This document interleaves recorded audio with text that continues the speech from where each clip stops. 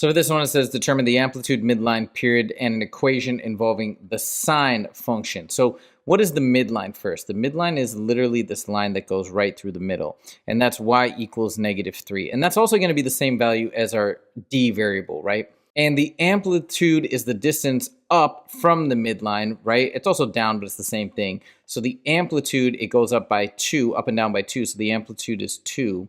And then the period is how long it takes to cycle, to repeat. So here's the max, here's the max. How long does it take to cycle from max to max? It looks like a distance of 4.